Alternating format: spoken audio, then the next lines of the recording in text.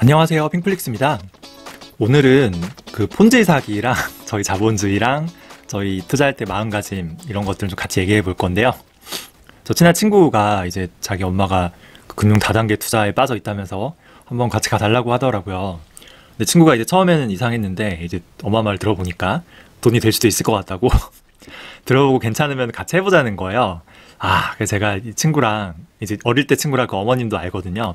그래서 빨리 거기서 탈출시켜야겠다는 사명감으로 제가 시간을 내서 좀 사무실로 빨리 갔어요. 근데 보니까 뭐 그 친구 어머니뿐 아니고 친구 누나까지 같이 하고 있더라고요. 기다려니까 이제 그 회사 임원이라는 사람이 나와서 이제 이게 어떤 투자인지 설명을 해줬어요. 그 코스피 200, 그 인덱스 지수를 선물로 투자하는데요. 이게 뭐 AI 프로그램으로 매매하면서 연 600% 수익을 확정적으로 낼 수 있다는 거예요. 좀 이런 원래 사기가 고수익을 좀 말하잖아요. 그래서 예상은 했는데 와 600%면 너무 좀 심해서 놀랬어요. 그 자기들이 투자자들을 보호하기 위해서 이제 총 펀딩 금액이 500억인데 이 중에 20%인 100억만 투자하고요. 나머지 400억은 이제 안전하게 CMA 같은데 보관하고 있다고 하더라고요. 그 제가 400억이 진짜 그럼 계좌에 있는지 잔고증명서 같은 거 좀 볼 수 있냐 했더니 이제 그건 안 된다는 거예요. 그거 왜 안 되냐, 어려운 게 아닌데 했더니 이제 여기 그냥 믿음으로 투자하는 거지 그렇게 깐깐하게 하면 안 된다는 거죠. 그래서 투자금의 이제 20%만 투자해서 전체 펀딩 금액의 연 600% 수익을 내려면은 실제로 수익을 내는 건 이제 거의 600%의 5배인 연 3000% 이상을 내야 되는 거잖아요. 그 제가 이제 그 세계적인 투자자 워렌 버핏도 연 20%대 수익인데 어떻게 연 3000%를 내냐, 가능하냐고 물으니까 이제 가능하다, 자기들이 어때까지 그렇게 잘 수익을 내왔다는 거예요. 그래서 그러면 그 수익 난 거 좀 봐보자, 볼 수 있냐고 했더니 이렇게 조잡한 휴대폰 캡처 화면 하나를 보여주는데 이게 뭐 며칠간의 선물 매매 내역이고 총 이익금이 나오는데 한 100만 원 정도 되는 거예요. 그래서 아니 100만 원 뭐냐, 왜 이렇게 이익금이 작냐 그랬더니 계좌를 수백 개를 쪼개서 투자하기 때문에 그렇다는 거예요. 그래서 이렇게 여러 개로 계좌 쪼갠 다음에 서로 다른 방으로 선물 베팅하고요. 결국 며칠 동안 제일 수익률 높은 계좌 이거 하나만 보여주는 거 아니냐고 했더니 이제 아니라고는 하지만 당한 기색이 역력하죠. 이게 흔히 하는 패턴이거든요. 저희 원래 계획은 그 회사 사람들의 얘기를 조근조근 논리적으로 하나하나 이렇게 따져서요. 친구랑 그 어머님이랑 누나를 좀 이렇게 설득시키려고 한 건데 너무 말들이 말도 안 되는 거예요. 너무 좀 조잡하고 잘 모르시는 것 같더라고요, 경제나 금융에 대해서. 저도 이제 나중에 좀 흥분해가지고 목소리가 높아졌는데 결국은 그 회사 임원이 이제 화를 내면서 그냥 투자하지 말라고, 당신 같은 사람 아니라도 투자할 사람 많다 이거죠. 그리고 웬 이상한 놈 데려왔다고 데려 이제 친구 어머님한테 큰 소리를 치더라고요. 그래서 그 회사 사람이 나간 다음에 제가 이제 친구랑 어머님하고 누나한테 이건 100% 폰지 사기다, 실제로 수익이 연 600%씩 나는 게 아니고 나중에 투자한 사람 그 원금으로 돌려막기 하는 거라고, 이러다가 새로 투자하는 사람이 적어지고 이제 돈이 바닥나면은 그냥 파산하는 거라고 설명했어요. 그래서 그렇게 되면은 돈을 못 빼잖아요. 그래서 언제 이렇게 터질지 모르니까 빨리 투자한 돈 다 빼고요, 털고 나와야 된다고 이렇게 했는데 이 친구 어머님은 너무 회사를 믿고 있어서 이게 설득이 안 되는 거예요. 오히려 이 회사를 믿지 못하는 저를 좀 안타까워 하더라고요. 제가 같이 점심을 먹는데 그동안에도 계속 설득하려고 했는데 이게 진짜 요지부동이더라고요. 그래서 이제 그 어머님은 이제 100% 확신이 있고 수익이 나는 걸 굳게 믿고 있다. 여기 사람들이 너무 진솔하고 다 진실되고 다 좋은 사람들인데 절대 자기를 속일 리가 없다는 거예요. 오히려 그 자기가 소개해준 사람들이 여기 투자해서 돈을 많이 벌었다면서 뿌듯해 하시는 거죠.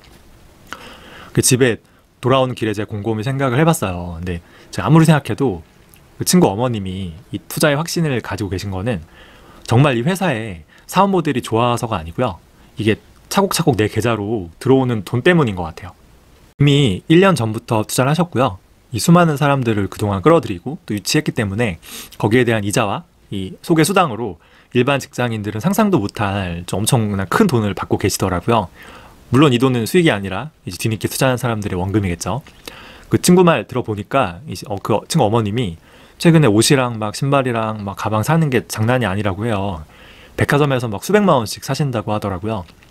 이게 평생을 좀 경제적인 여유 없이 힘들게 사셨는데 갑자기 큰 돈이 막 들어오니까 이게 어쩌면 당연한 걸 수도 모르겠어요. 내가 이게 폰지 사기라는 걸 인정하면은 이제 나와야 되잖아요.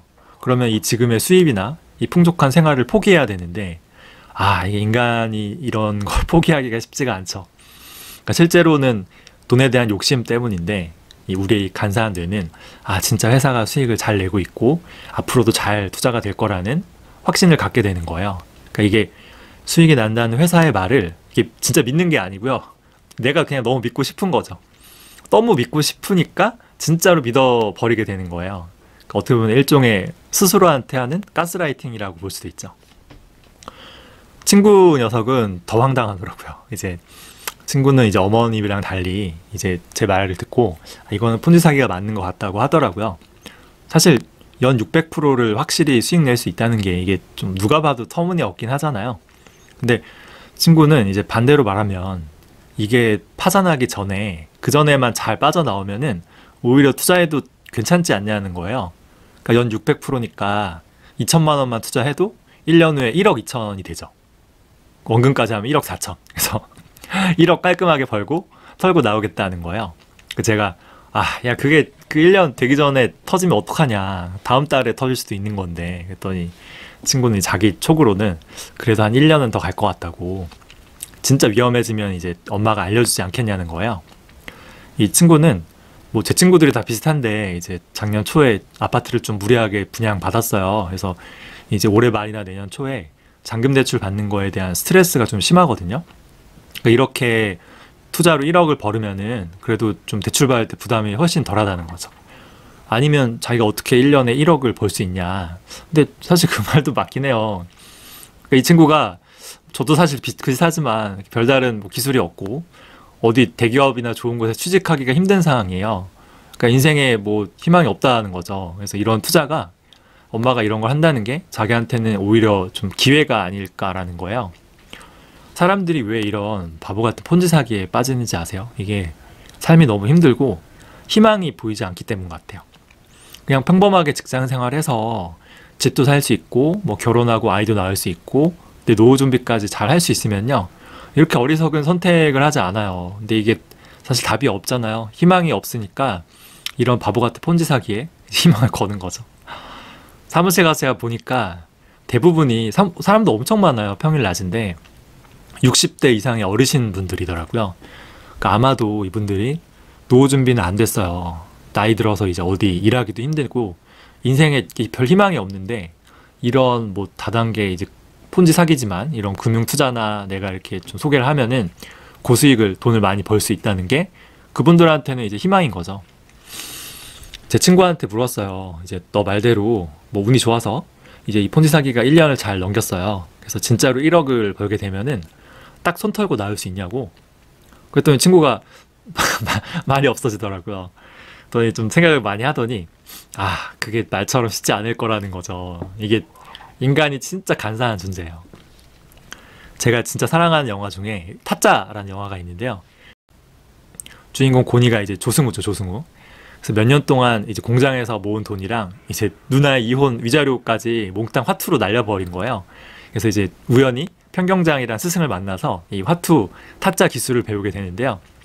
처음에 이제 배울 때는 내가 날려버린 누나 돈에 5배만 벌면은 이제 화투를 도박을 끊겠다고 약속했지만 결국 나중에 훨씬 큰 돈을 벌게 되었음에도 이제 끊기가 힘든 거죠. 그래서 이 평강장 스승이 칼을 주면서 그 손모가지 자르라고 하는데 이제 고니가 화장실에서 고민하더니 결국 자르지 못하죠. 이게 참 인간의 본성 같아요. 이게 지금 잘 벌고 있는데 앞으로도 계속 잘 벌 수 있을 것 같은데 조금만 더 하면 될 것 같은데 이거를 칼같이 딱 잘라내고 단념할 수 있는 인간은 이제 거의 없는 거죠.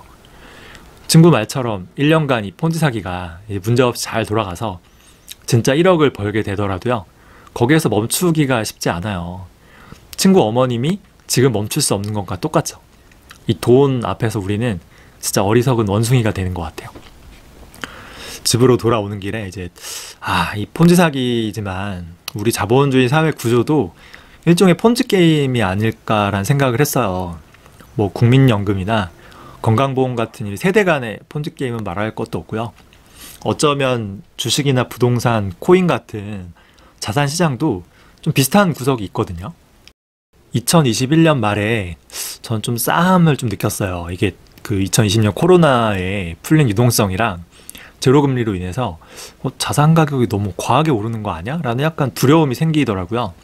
근데 또 동시에 이런 생각도 했어요. 지금 시장이 좀 과열되고 자산시장이 버블은 맞는 것 같은데 연준이 앞으로 2, 3년 동안 금리를 올리지 않겠다고 했거든요. 그러면은 최소한 1, 2년은 이 버블장이 계속되지 않을까? 그때 하필이면 제가 이제 부동산 자산이 회수되면서 현금이 많았어요.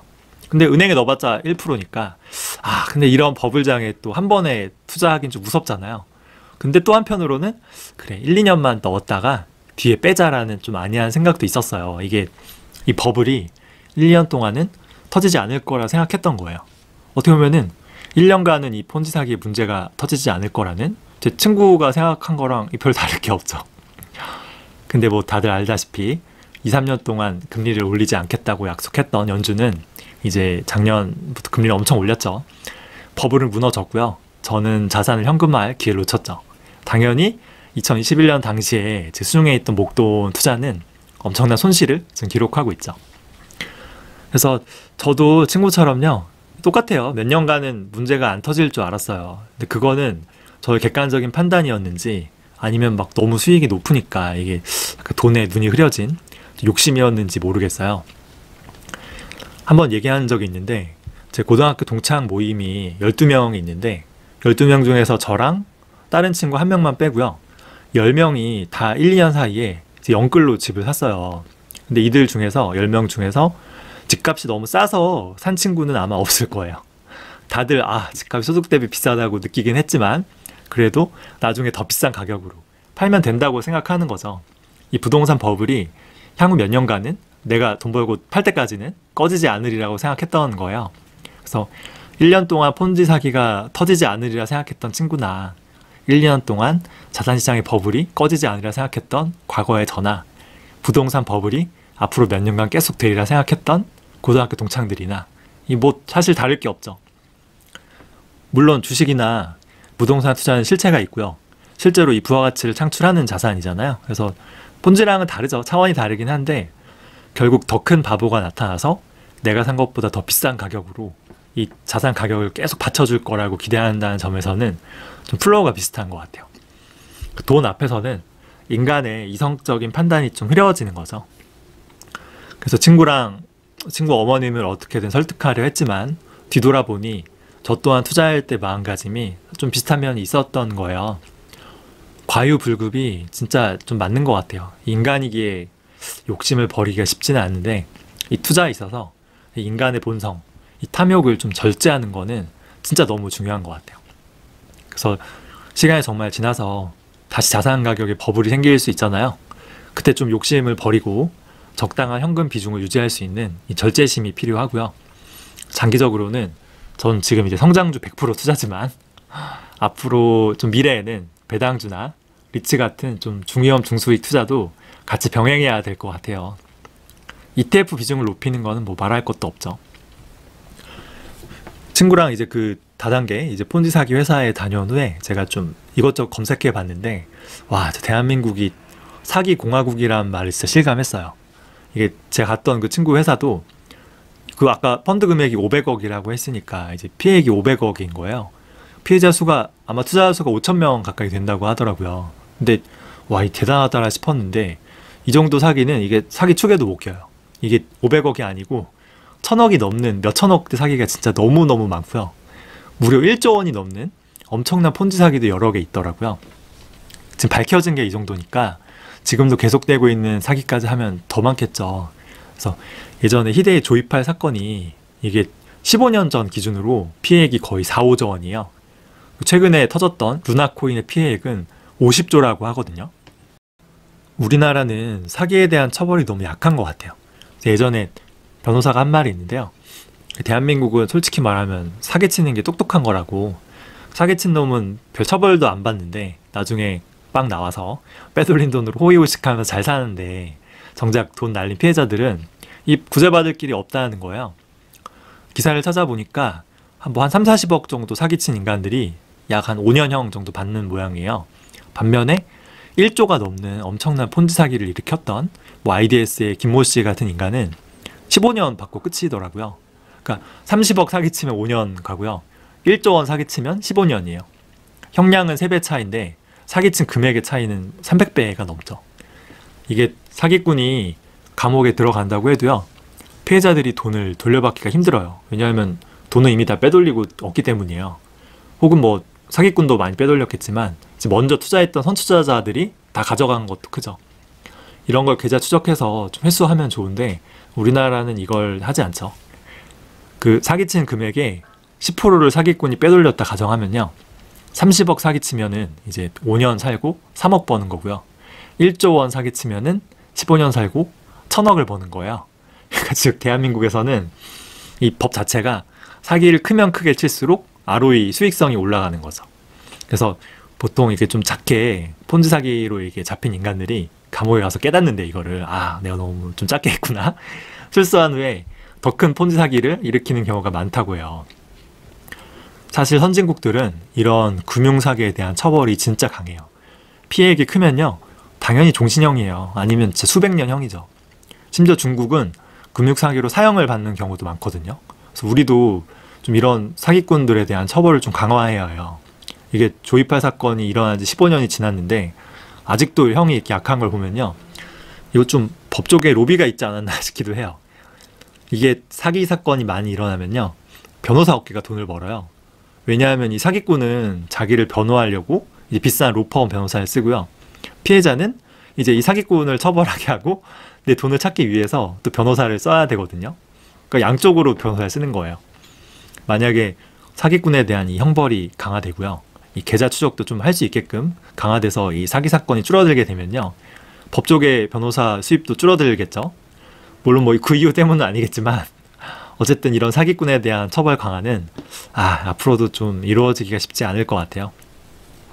제가 언제나 얘기하지만 이건 각자 도생이에요. 이게 국가나 사회가 이런 문제를 해결해 줄 거라는 기대는 좀 접어야 돼요. 각자 알아서 잘 준비하고 대응하는 거죠.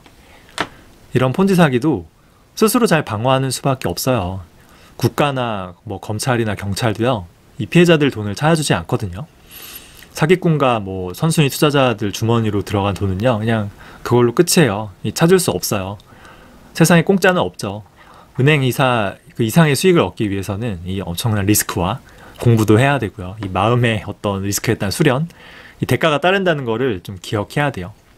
사기 공화국 대한민국에서는 각자 자산을 잘 지켜야 하죠. 제 친구 생각처럼 나는 이 폰지 사기 투자해서 이 버블이 터지기 전에 내 돈을 잘 뺄 수 있다고 생각하는 분들이 있을 수 있는데요, 이건 예측할 수가 없어요. 바로 내일 터질 수도 있거든요. 그리고 성공해서 정말 운 좋게 잘 예측한다 하더라도요, 이게 달콤한 유혹을 포기하고 이거 빠져나오기가 쉽지 않아요. 인간의 본성상 조금만 더 해야지 하다 결국은 당하는 거거든요. 그리고 진짜 운 좋게 잘 빠져나왔다고 하더라도요, 그렇게 손쉽게 돈 맛을 보죠? 그럼 그 다음에는 정상적으로 돈 벌기가 쉽지 않아요. 제가 요새 자전거로 이제 배달의 민족 배달 아르바이트를 하는데요, 이제 며칠 전에 영하 17도 엄청 추웠잖아요. 그런 추위 속에서 이제 페달을 막 미친듯이 밟아도 1시간에 2만 원 벌기 힘들어요. 근데 그래도 이거는 제가 땀 흘려서 번 정말 정직한 돈이잖아요. 근데 이런 폰지 사기 같은 걸로 손쉽게 돈을 버는데 성공하게 되면요, 이제 이런 일은 못하죠. 흥청망청 소비는 또 그대로인데요, 땀 흘려 일하려 하진 않고요, 또 다른 어디 고수익 한탕 기회 노리다가 이제 결국은 또 패가망신할 확률이 높거든요. 그리고 가장 중요한 건데요, 뭐 폰지 사기로 만약에 투자에 성공했다 하면요, 결국 그렇게 내가 번 돈은 피해자들이 열심히 피땀 흘려 번 돈이잖아요. 그러니까 내가 번 돈은 결국 그 누군가의 피눈물인 거예요. 그렇게 번 돈으로 우리가 행복하게 살 수 있을까요? 이게 우리가 행복하게 살기 위해 돈 버는 건데, 이 돈을 벌기 위해서 마음의 평화와 행복을 버리는 거는 좀 바보 같죠. 그래서 결국 제 친구도 저와 이야기한 다음날 연락이 왔는데 생각하면 할수록 너무 무서워서 잠을 한숨도 못 잤다고 하더라고요. 친구가 저는 좀 현명한 판단을 하길 바라고요. 혹시 이 영상을 보는 분들도, 듣는 분들도 현명한 판단을 하길 바랍니다. 미래에 저도 투자에 있어서 너무 욕심 부리지 않고 이제 부디 현명한 판단을 할 수 있기를 좀 마음 수련을 좀 해봐야 할 것 같습니다. 세 줄 요약하면요, 이 돈 앞에서 우리는 참 이성적인 판단이 흐려지거든요. 좀 이걸 잘 자제할 필요가 있어요. 특히 인간의 본성상 이 욕심은 끝이 없죠. 타짜 영화를 보면 잘 나오거든요. 그래서 과유불급이라는 이 말을 꼭 기억해야 되고요. 우리나라는 사기꾼 처벌이 너무 약해요. 스스로 조심하는 수밖에 없죠. 세상에 공짜는 없습니다.